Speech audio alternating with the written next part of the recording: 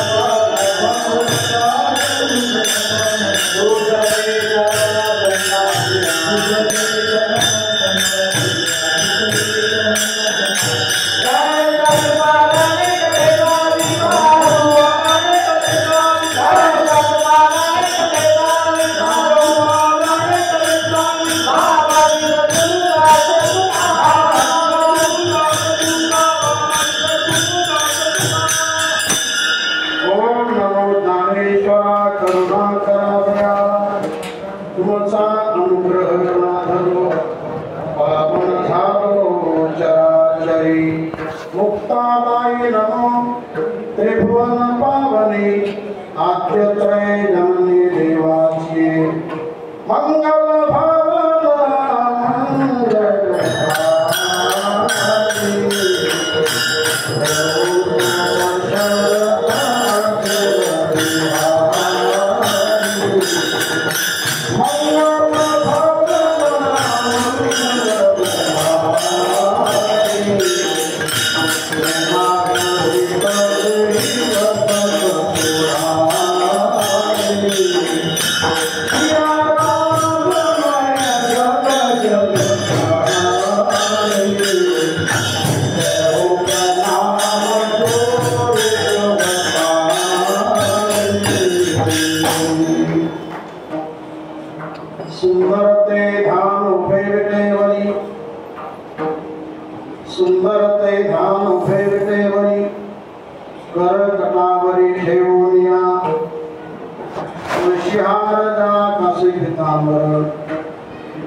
आवडे निरंतर हेची धान प्रस्तुत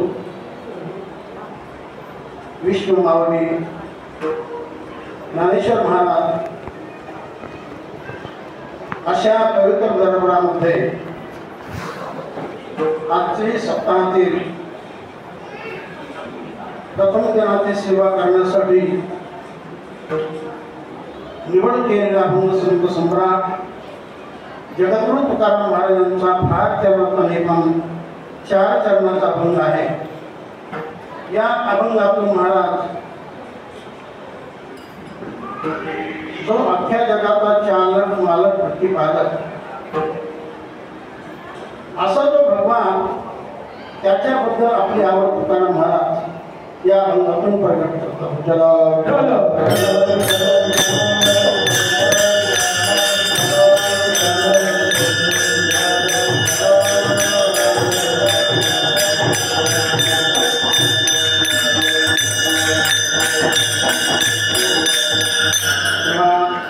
आवडीच्या मंदिरामध्ये त्यांनी मला सेवा करण्याचा आदेश केला, आज्ञा केली। असे आमचे थोरले गुरुबंधू तुमटे महाराज आणि त्यांची आज्ञा घेऊनच ही मंदिराची प्रथम सेवा मी करत आहे। आणि हे जे वर्ष आहे ही अति महत्वाचं आहे, कारण माऊलींना जन्माला येऊन 750 वर्ष होत आहे। अर्थात हा माऊलींचा सप्तशतकोत्तर स्वर्ण महोत्सव आहे। या निमित्ताने आपल्या महाराष्ट्रामध्ये अनेक क्षेत्रांमध्ये त्याचप्रमाणे या क्षेत्रामध्ये देखील मोठमोठे कार्यक्रम पार पडत आहेत। त्याला धरूनच हा देखील कार्यक्रम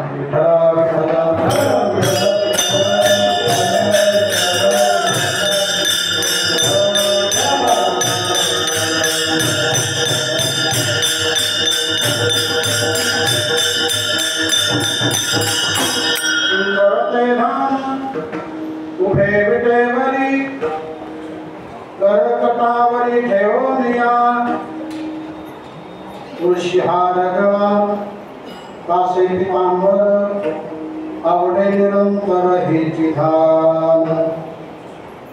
तेव्हा या अभंगातून महाराज भगवान रूपाने कसा हे सांगून आपली स्वतःची आवड या अभंगातून सांगतात. या जगामध्ये प्रत्येक जीव आपापलं जीवन जगत असताना काहीतरी आवड घेऊन तो जीवन जगत असतो. आवडत नाही असा मनुष्य या आरोग्य क्षेत्रामध्येच काय किंवा या महाराष्ट्रातच काय किंवा आपल्या भारत देशातच काय अख्ख्या जगामध्ये असा मनुष्य प्राप्त होणार नाही की त्याला बिलकुल काहीच आवड नाही.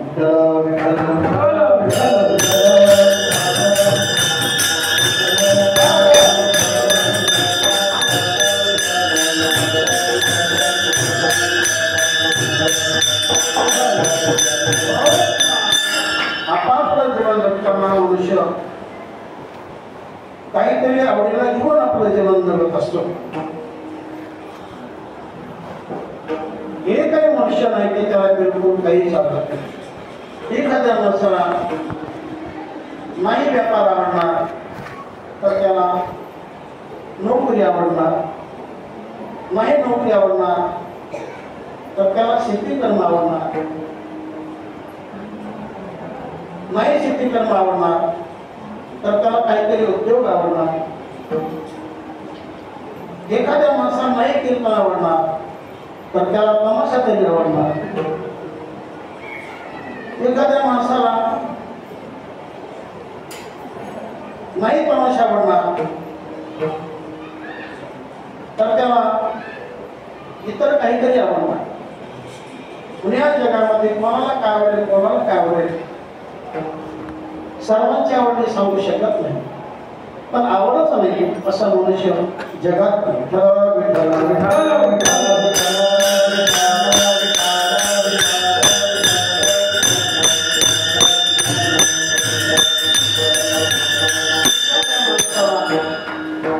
नाही देव आवडणार तर त्याला देवी तरी आवडणार. एखाद्या माणसाला नाही देवी आवडणार तर त्याला कमीत कमी घरातील तरी देवी आवडणार. एखाद्या माणसाला नाही चक्की आवडणार तर त्याला नक्की आवडणार.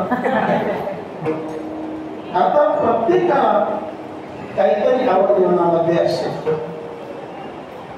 बरं, जीवाला आवडची वृत्ती का निर्माण होते? आवडच का निर्माण होते त्याचं कारण मुळात भगवान त्याला मुळात आवड निर्माण होते आणि त्याच्या आवडीतून हे सगळं जगत निर्माण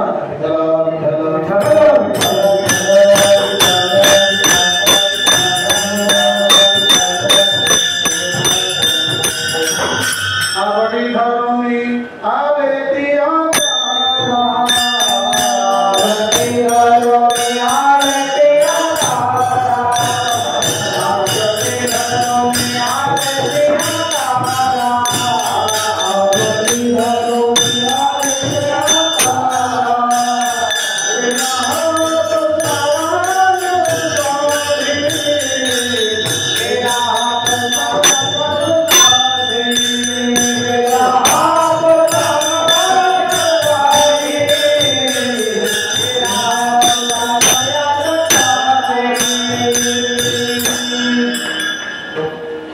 आवडी धरून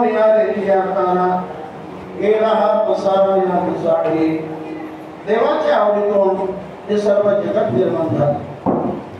आवडीचे जरी अनेक प्रकार असले त्यामध्ये काही ठराविक प्रकार संसाराची आवड आणि परमार्थाची आवड. आपण आपल्या जीवनामध्ये केवळ संसाराचीच आवड धारण केली तर ती आवड आपल्याला अधोगती देणार. पण त्याला काही प्रमाण आहे का? तर तुकाराम महाराज सांगतात धन माया पुत्र दारा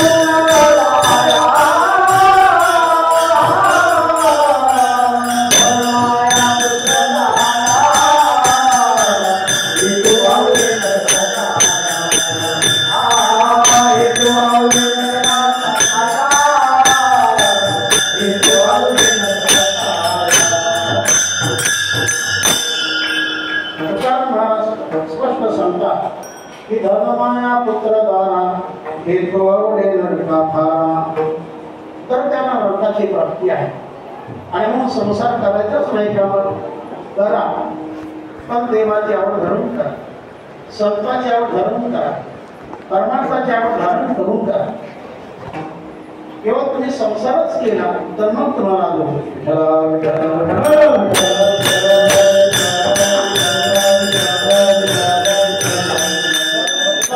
आपण निर्माण केलं तर परमार्थ करण्यासाठी, भक्ती करण्यासाठी, चांगलं वागण्यासाठी, चांगल्या गोष्टी करण्यासाठी आपलं जीवन आहे, आपलं जन्म आहे.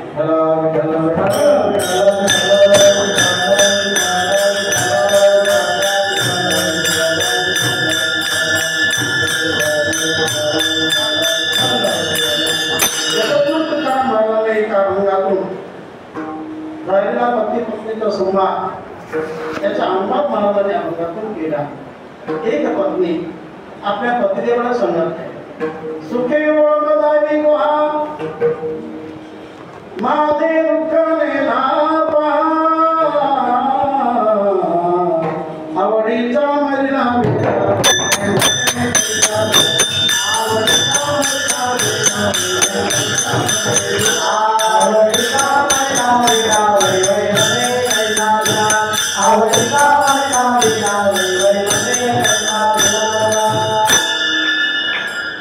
आवडीचा मरिला बेडा वै भय कैसा म्हणे भिडा. तेव्हा ती पत्नी सांगते, मला फार दुःख आहे, मला फार दुःख आहे, मला इतर काहीच खाणं चालत नाही, बाकी अन्न मला काही चालत नाही. निपटामधून चाले अन्न, निपटामधून चाले अन्न, पायली गहू सांगते न आवडीचा आवडीचा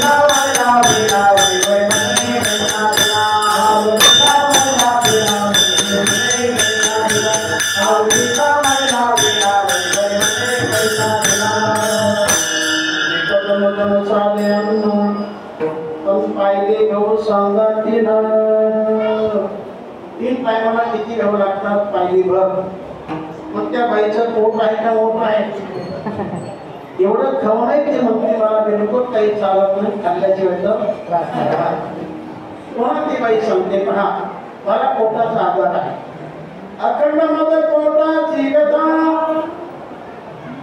अखंड मध्ये पोटाची व्यथा, दूध भात तूप साखर पथ्या, आवडीचा महिला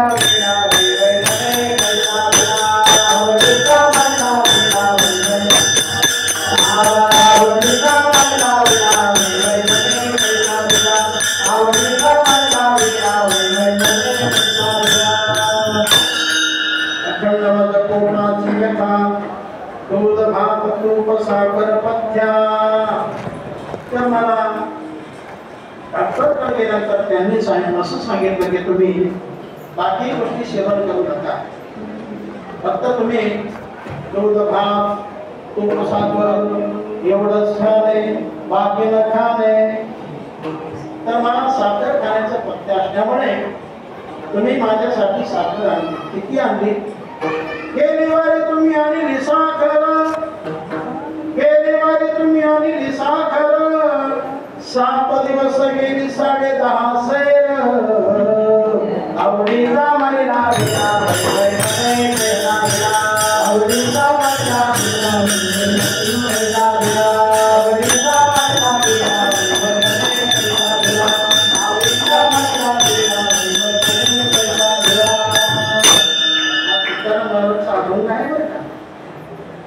सांगत आहे, प्रत्यक्ष तुकाराम महाराजचा अभंग आहे, हे काही शेपट नाही. तर झालेला जो संवाद पती पत्नींचा त्याचा अनुवाद महाराजांनी अभंगातून केला. तेव्हा ती पत्नी पतीला सांगत आहे की तुम्ही माझ्यासाठी साखर आणली. किती आणली? 10.5 शेर. आता सांगा, ज्या ठिकाणी अशा गोष्टी खाण्यासाठी असते, दूध भात तूप साखर, मग त्या बाईची तब्येत थोडी कमी राहणार, थोडीशी राहणार, बाई झाली आली मग हाड घालून आले माणूस, हाड घालून आले माणूस, माझे दुःख तुम्हाने नव्हे कैसे, आवडीचा मला विना वैलय कैसा भला, आवडीचा मला विना वैलय कैसा भला, आवडीचा मला विना वैलय कैसा भला, आवडीचा मला विना वैलय कैसा भला. हाड घालून आले माणूस, माझे दुःख तुम्हाने नव्हे कैसे. आता सांगा त्या बाईने अशा त्या पतिराजाला जिवंतपणा लाडत केलेला असतो. कारण ती जी सांगे जे काही सांगेल तो प्रत्येक गोष्टीला होकारे देते. अर्थात तिच्या आवडीने तो बंदिस्त झालेला असतो आणि शेवटी गेल्यानंतर त्याला काही सद्गती आहे का, त्याला मोक्ष प्राप्ती नाही. तुका म्हणे गीता गाढव केला आणि मेल्यावरती नरका मेला. हा जो परिणाम आहे हा संसाराच्या आवडीचा.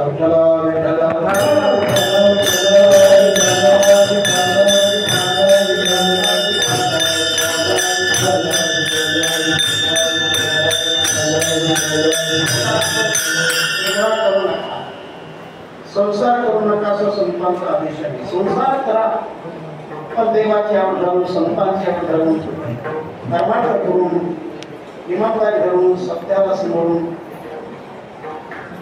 बाकी पद्धती देखील जीवनामध्ये पाळा आणि संसार करा. संसार तुम्हाला काही करणार नाही पण पत्ते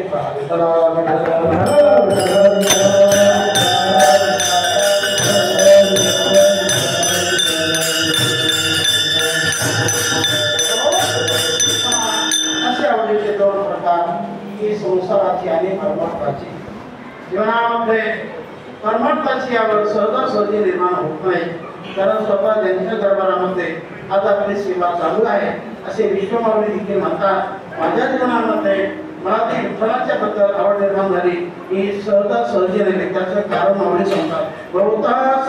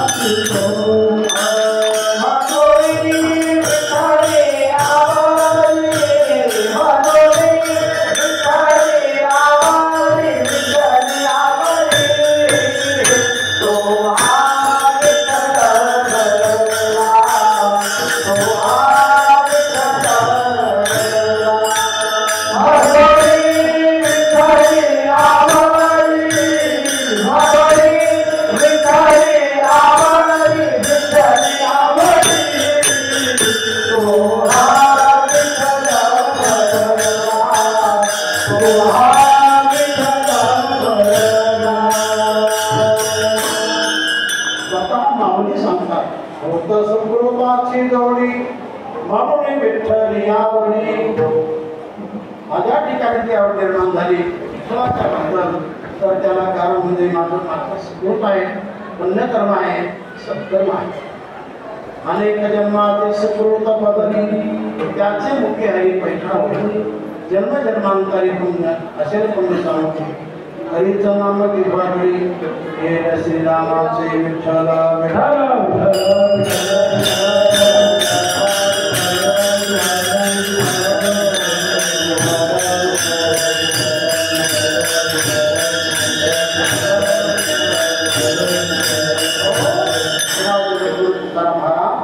सर्व जनतेला आदराने सांगू लागले की बाबांना तुम्ही जीवनामध्ये ज्या भगवंताने आपल्या जगत निर्माण केलेलं आहे असं जो भगवान परमात्मा त्याचीच आवड जीवनामध्ये धारण करा.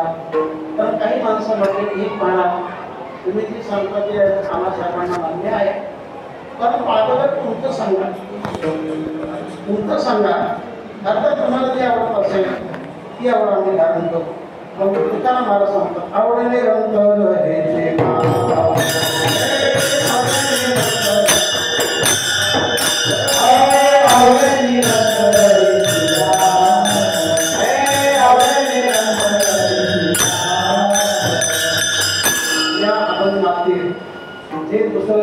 आहे तर दुसऱ्या चरणातील एक तर अर्ध आहे आवडे निरंतर हेची ध्यान. तर मला हे ध्यान फारच आवडतं. सकारात्मक सांगतो तुकाराम महाराज, मला हेच ध्यान आवडतं. तर महाराज ते ध्यान आहे कसं? काळा आहे का गोरा आहे? उंच आहे का टेंगू आहे? जाडूर आहे का पंत आहे तरी कसं सांगा ना मला. सुंदर ते ध्यान उभे भैरे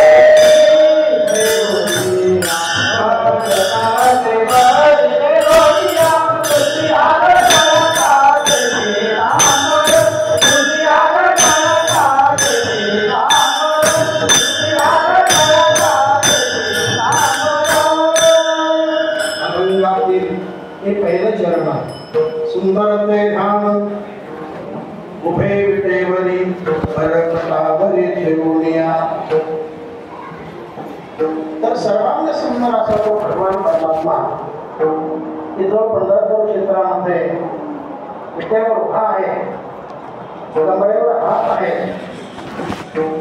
आणि तो सर्वांग सुंदर आहे. तर असं जे ध्यान आहे महाराज होतं ते ध्यान मला फारच आहे. ध्यान शब्दाचा अर्थ स्वरूप असा होतो आणि ध्यान शब्द अनेक ठिकाणी आलेला आहे. तुका म्हणे नेत्री केलीवर्धन कटसई ध्यान विटेवरी राहू आता हे जी ध्यान ध्यान शब्द अनेक ठिकाणी आला. नाथ महाराजांचा एक अभंगच आहे. सुंदर ते ध्यान येवनी मानदेवरी, सुंदर ते ध्यान येवनी मानदेवरी, कौशल्य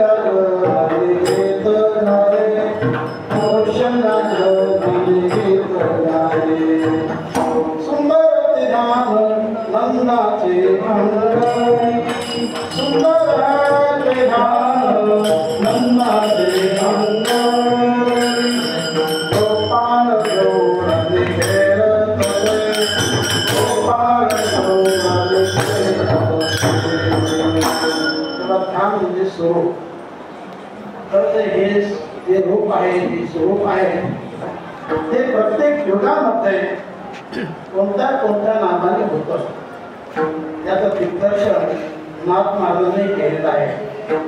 त्याचं सध्या आपण वर्णन करतो. असा भगवान त्रेतायुगामध्ये रामाच्या रूपामध्ये, द्वापारयुगामध्ये कृष्णाच्या रूपाने आणि या कलियुगामध्ये विठ्ठलाच्या रूपाने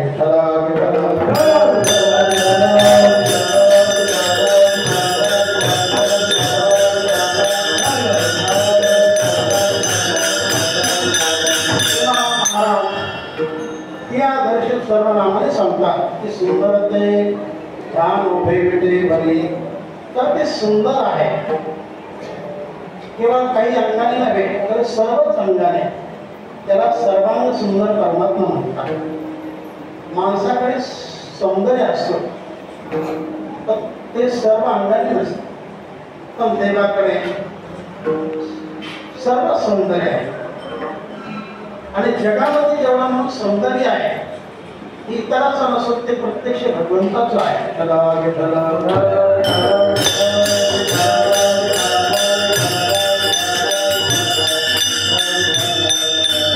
सर्व बाबतीमध्ये भगवान सर्वांचा राज्य आहे. सर्व बाबतीमध्ये ते तो कोणी वरपट करायचीच नाही. कोणत्या तत्वाने भगवंताला पाहिलं तर भगवान हा जगामध्ये की ज्याला तोड नाही जोड नाही. ज्ञानाच्या अंगाने प्रत्यक्ष भगवानाची तळ विराजमान आहे. वैराग्याच्या अंगाने, सौंदर्याच्या अंगाने, सामर्थ्याच्या अंगाने, सर्वच अंगाने भगवान सर्वाला अग्रेसर आहे.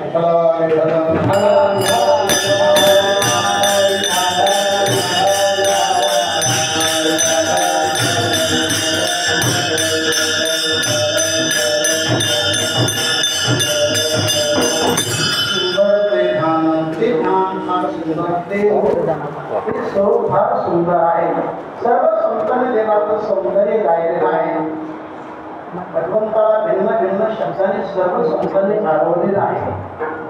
भगवान सर्वात सुंदर अशी लक्ष्मी आहे जगामध्ये, पण त्याच्याही पेक्षा भगवान अति सुंदर आहे. भगवंताच्या सौंदर्यापुढे, श्रीकृष्णाच्या सौंदर्यापुढे लक्ष्मी भरून झाली वेळे, मदत पोटा आले बापुडे, येथे कोणी करेल. एवढी मोठी लक्ष्मी सर्वात सुंदर करी, पण ती देखील अपुरी आहे, ती देखील कमीच आहे. ती देखील भगवंताच्या रूपाला पाहून बोलून गेली.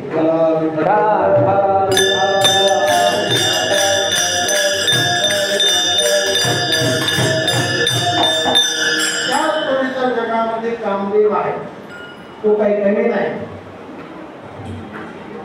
पण तो देखील भगवंतापुढे भेटात पडला आणि शेवटी भगवंताच्या पोटी त्यांनी अवतार धारण केला. रूपा भावला कंदर्पा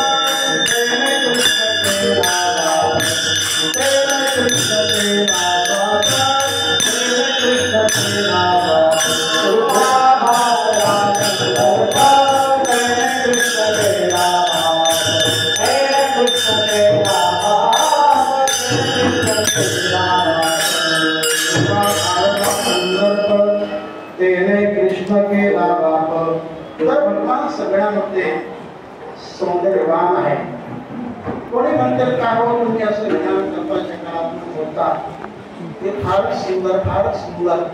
पण आम्ही तर दरवर्षी पंढरपूरला जातो, त्या देवाचं दर्शन करताना त्याला चांगलं न्यावून पाहतो. पण आम्हाला तर काळा कुठं दिसतो, आम्हाला काय सुंदर दिसत नाही. तुम्हाला कसा सुंदर दिसेल? कारण तुम्हाला जी प्राप्त दृष्टी आहे ही कातऱ्याची दृष्टी, चर्म दृष्टी, आणि चर्म दृष्टीला भगवान खरा दिसत नाही. कारण देवाला पाहण्याची दृष्टी वेगळी आहे. कारण दृष्टीचे काही प्रकार आहेत: चर्म दृष्टी, भाव दृष्टी आणि दिव्य दृष्टी म्हणजे ज्ञान दृष्टी. ज्ञान दृष्टी आपल्याकडे भाव दृष्टी नाही. ही भाव दृष्टी भक्ताकडे, चर्म दृष्टी सामान्य जीवाकडे आणि दिव्य दृष्टी संतांकडे.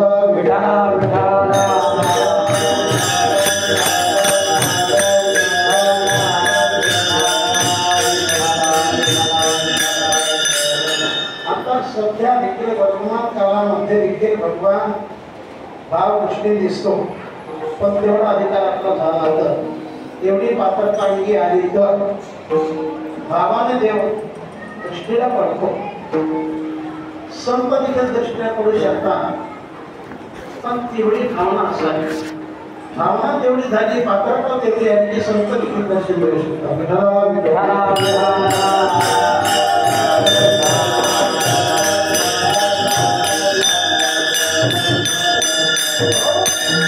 देवाला पाहण्यासाठी दिव्य दृष्टी लागते. ती दिव्य दृष्टी सगळ्या संतांना प्राप्त होते आणि शिवाय ती नैसर्गिक होती. कुठून आणली नंतर देव विश्वास, त्यांना ती नैसर्गिक दृष्टी प्राप्त होते. माऊली म्हणतात ना, मी किती देवाला पाहिजे. देखीला माये देवाचा देव, माये देवाचा देव,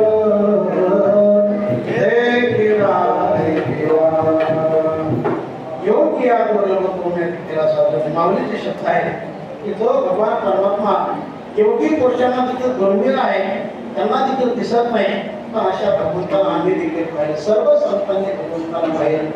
जेवढे म्हणून महाराष्ट्रातले सगळे संत झाले हे सगळे संत साक्षात्कारी प्रत्यक्ष भगवंताचे प्रत्येक संताला दर्शन दिलेलं आहे. आणि महावीर प्रत्यक्ष भगवान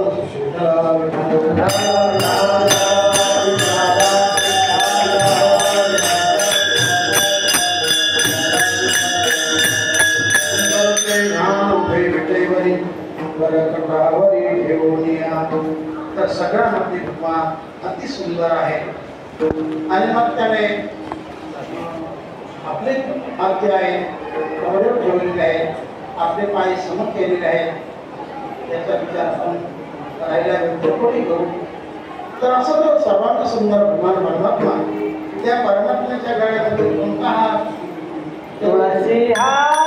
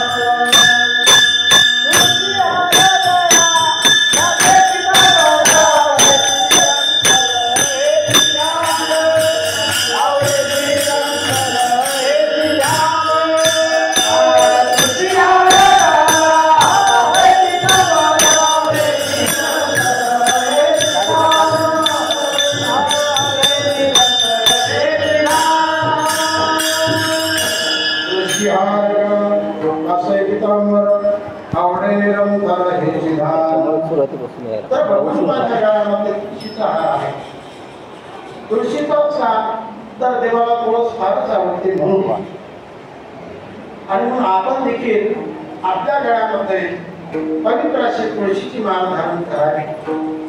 आणि एखाद्या सत्पुरुषाकडून अनुग्रह प्राप्त करा, मंत्र प्राप्त करा, त्या मंत्राचं जप करा आणि जशी पडेल त्या गुरुदेवाची सेवा करावी.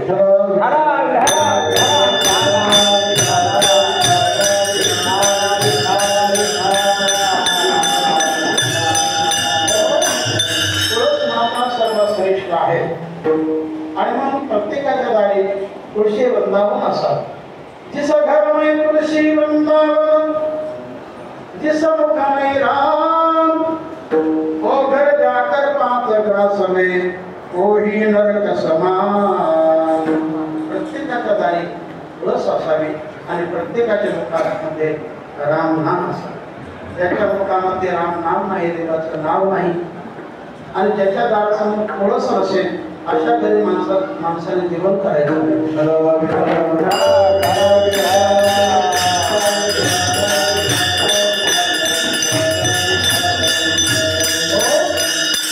तुळशीच्या प्रत्येक क्रियेमध्ये फलप्राप्ती आहे आणि म्हणून पुण्य प्राप्ती होण्यासाठी, आपण शुद्ध होण्यासाठी, आपलं शरीर पवित्र होण्यासाठी आपण तुळशीची सेवा करा, तिचं दर्शन करा, त्याला स्पर्श करा, या सगळ्या गोष्टी भावनेतून करा. तर तुळस तुमचं चांगल्या तऱ्हेने काम करणार, तुमच्या जीवनाचा उद्धार करणार. तुम्हाला जे लागेल त्याची पूर्तता तुळस माता देखील करू शकते.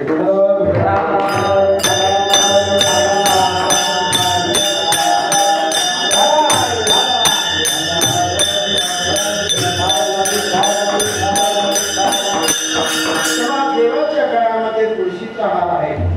एवढे फुलं तेवढे हार होऊ शकतात, पण देवाच्या आवडीचा हार म्हणजे तुळस. देवाला तुळस फार आवडते आणि म्हणून आपण देखील त्याच्याबद्दल भावना धरा, प्रेम करा. तुळशीचे दोन प्रकार आपण नेहमी राम तुळस वेगळी, कृष्ण तुळस वेगळी आहे. तर आपल्या महाराष्ट्रामध्ये शक्यतो कृष्ण तुळस जास्त आहे.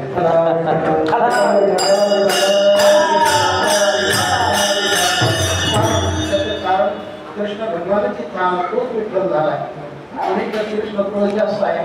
राम तुळस अयोध्येचा परिसर.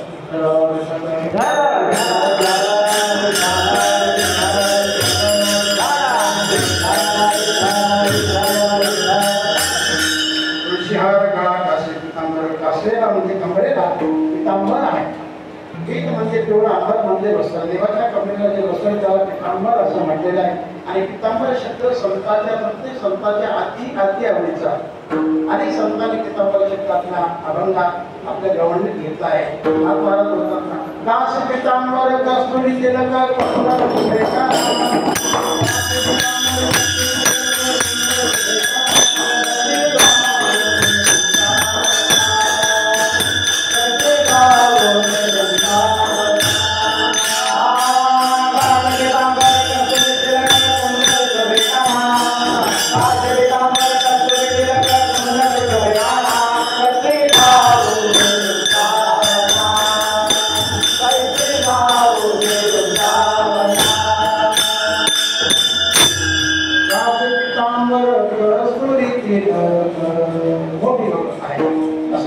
तेव्हा देवाच्या कमरेला पितांबर आहे. तुळशीहार गळा कासे पितांबर.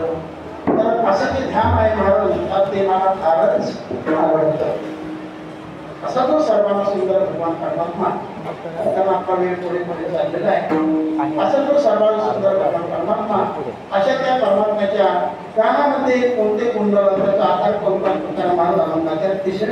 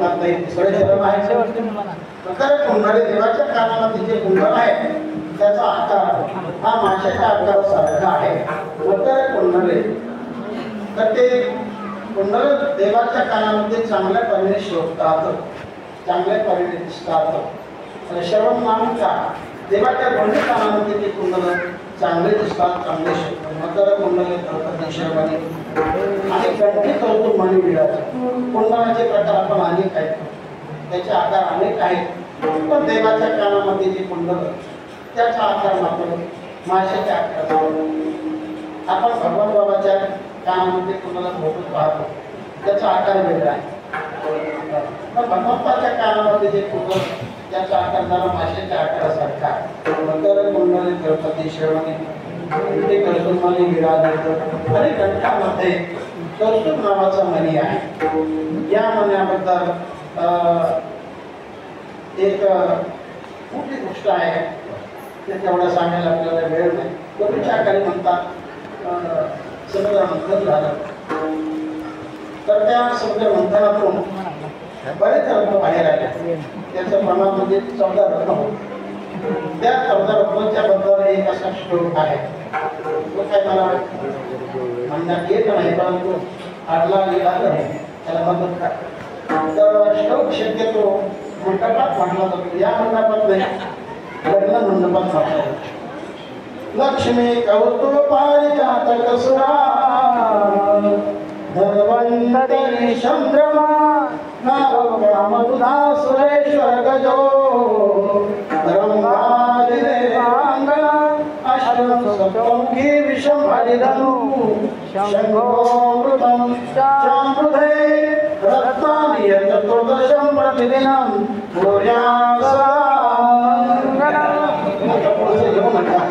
परंतु या श्लोकामध्ये 14 रत्नांचा विचार आला की भगवंताने आपल्या कंठामध्ये घालून घेतला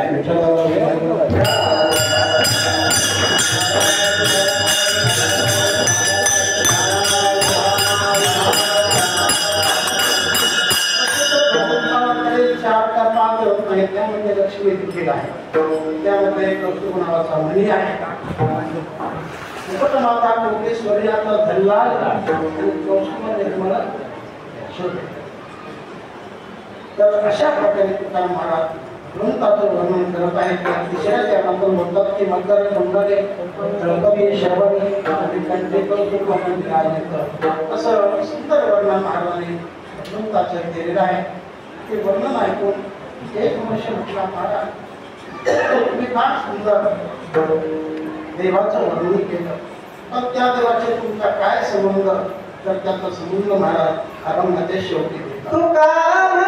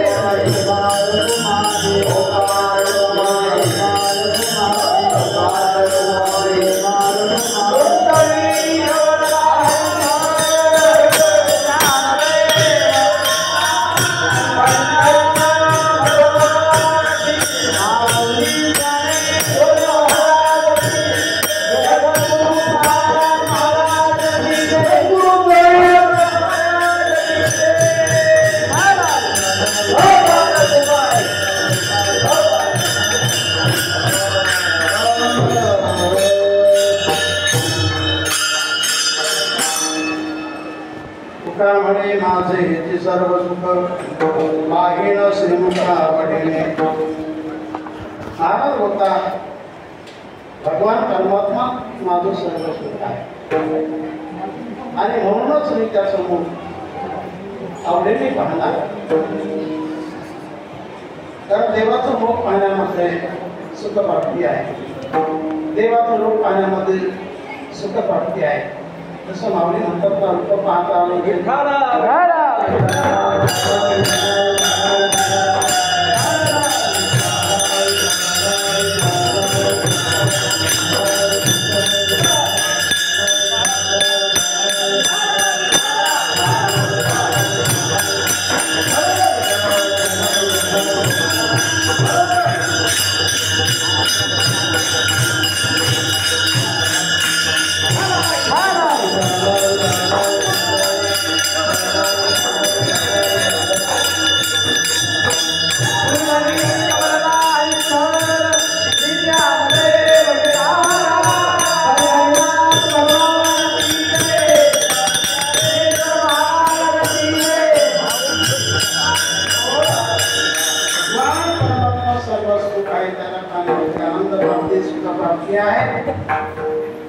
तर ज्यावेळेला भगवान कृष्ण परमात्मा खेळ करू लागले तर एके दिवशी भगवंताने असा खेळ सुरू केला की चेंडू बळी लागला भगवान म्हटलं मी चेंडू मारतो तुम्ही सर्वांनी झेला आणि नाही झेलला तर तुम्हाला मला टोला बसेल याकरता सर्वांनी दक्ष राहा तत्पर राहा झेला रे झेला रे झेला झेला रे झेला रे झेला झेला झेला वरचे बरी झेला झेला वरचे बरी झेला मातीचे ग माती तो पाठी शिकाय तोना झेला रे झेला रे झेला झेला झेला झेला वरचे बरी झेला झेला वरचे बरी झेला मातीचे ग माती तो पाठी शिकाय तोना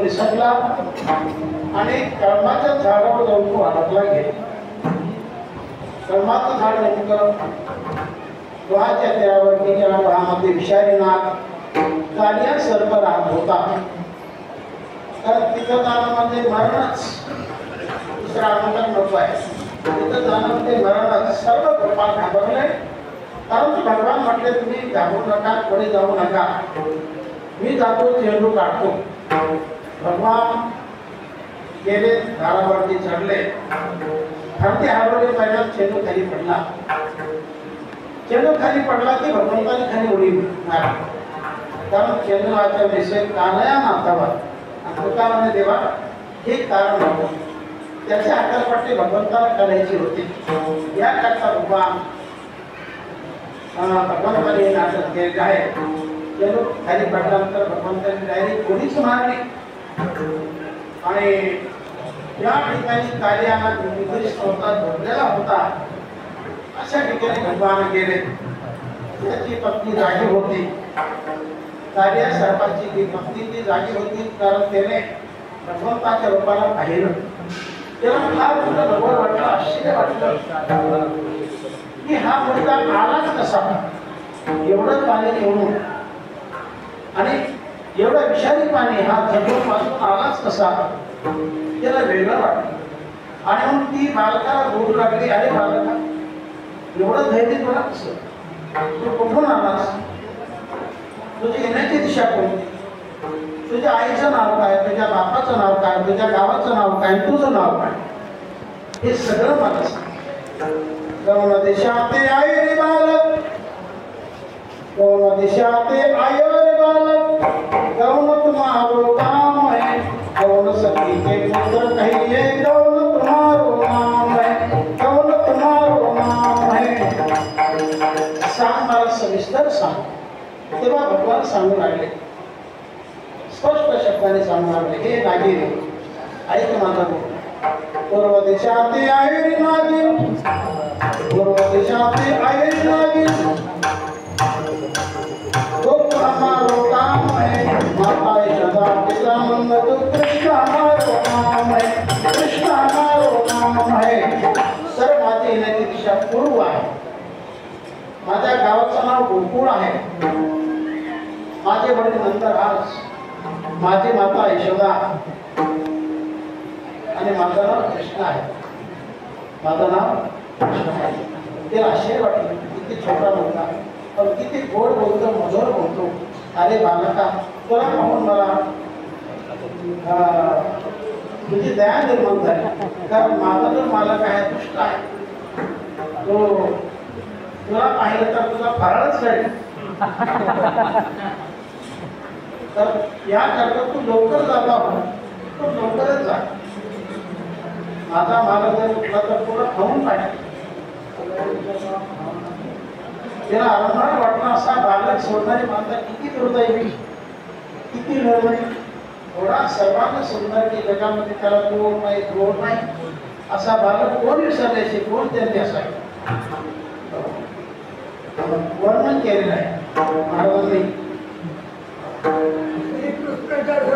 कोण्या जमीन विसरली, विसरू हा दिस कैसा झाला याचा, जीवावली वाहला दिसते. दिसत असे रूप गोजेरी लहान आणि पाहता रोजेनं सुद्धा.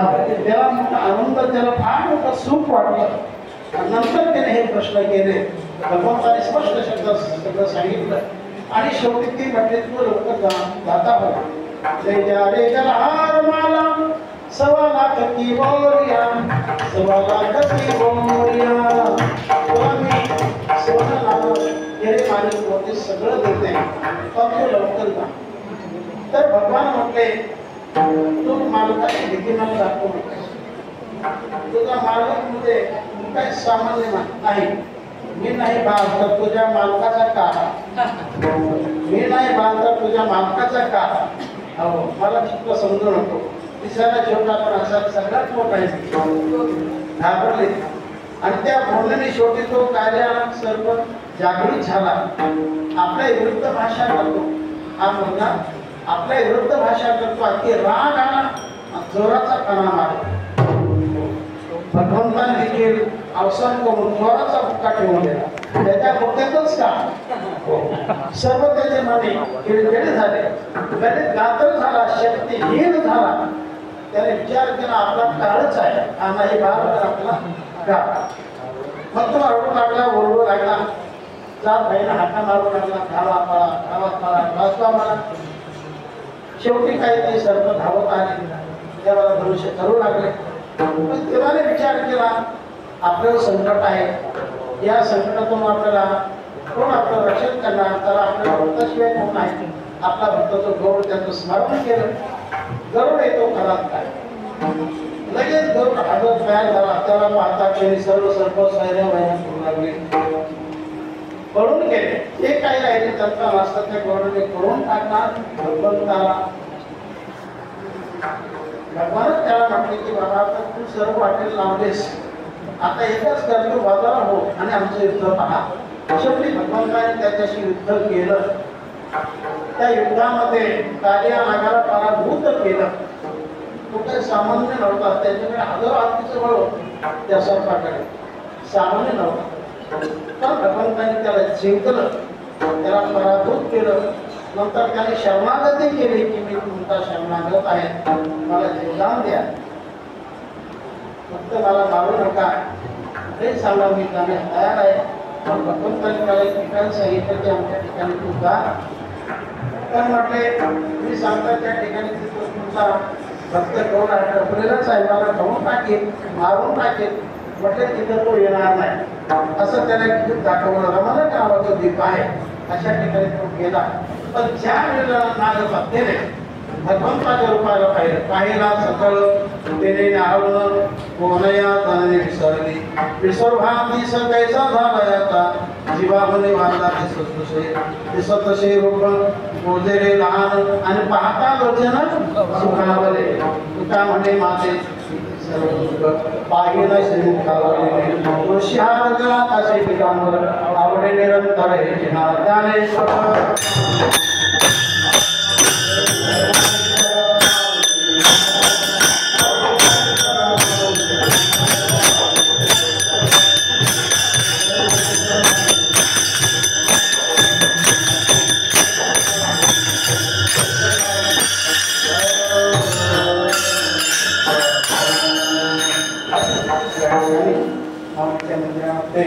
आमच्या दरबारामध्ये माझ्या परम भाग्याने सेवा प्राप्त झाली किंवा ही झालेली मोठी सेवा ही भगवंताच्या चरणी विश्व माऊलींच्या चरणी तुकाराम महाराज तंत्र चरणी त्याप्रमाणे संस्थेचे सर्व गुरुजन होते बाबा सर्वांच्या चरणी ही सेवा अर्पण करतो आणि या ठिकाणी सेवेला